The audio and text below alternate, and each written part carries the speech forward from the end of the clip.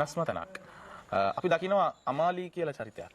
එතකොට ඇය මීට කලින් දක්ෂ කෙනෙක් ක්‍රීඩාව අතින් නමුත් වර්තමානයේ මානසික ගැටලුවක් නිසා පීඩා විඳින කෙනෙක්.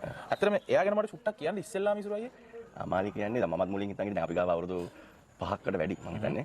එතකොට මේ මම හිතන් ඉතින් මුලින් උපතින් මේ ළමයාට තියෙන්නේ මෙහෙම අසනීපය කියලා. නමුත් මේ ගිය උපන්දිනේට ඒ අමාලිගේ නැන්ද ඇවිල්ලා මට ෆොටෝ එකක් පෙන්නනවා.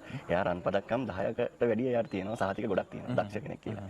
ඉතින් එයාට මේ ස්නායු අමාරුවක් එක්ක බරව පැත්තක් ඇවිල්ලා ඒවත් එක සම්පූර්ණ එයා අනිත් පැත්තට ගිහින් තියෙන්නේ. අනිත් පැත්තට කියලා තියෙන මානසිකව රෝගී තත්යකට පත් වෙනවා. යම් යම් ගැටලු පෞද්ගලිකව තියෙන ඇති. අවුරුදු 22කට කලින් මගේ තාත්තා තමයි මේක ආරම්භ කරලා තියෙන්නේ. එතකොට මෙතෙන්ට ලෙඩ්ඩු එන්නේ අංගොඩ හොස්පිටලෙන් එනවා, නාගොඩ හොස්පිටලෙන් එනවා, සමාජ සේවා ආයතන වලින් එනවා. සහ ගෙවල් වලින් මට දෙන අයගෙන් මම ඒ කට්ටියට මුදලක් කියදීවල මං ගාවට ගන්නවා. ඒ කියන්නේ මානසික රෝගී තත්ත්වයන් තියෙන බලා ගන්න සාමාන්‍ය ඉසුරයි විවිධාකාරයේ කට්ටිය ඉන්නවා. එතකොට දැන් සාමාන්‍යයෙන් භාවිත වෙන මානසික ආබාධයක් තියෙන කට්ටිය, කියන්නේ අපේ වගේ මනස නැතුව වෙනම ලෝකයක ජීවත් වෙන කට්ටිය.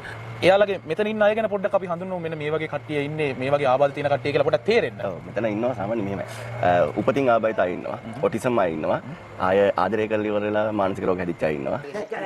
මෙයා තමයි අපේ මේ අවුරුදු බර ගානකින් ඉඳන් මේ ලව් එකක් කරලා තියෙනවා.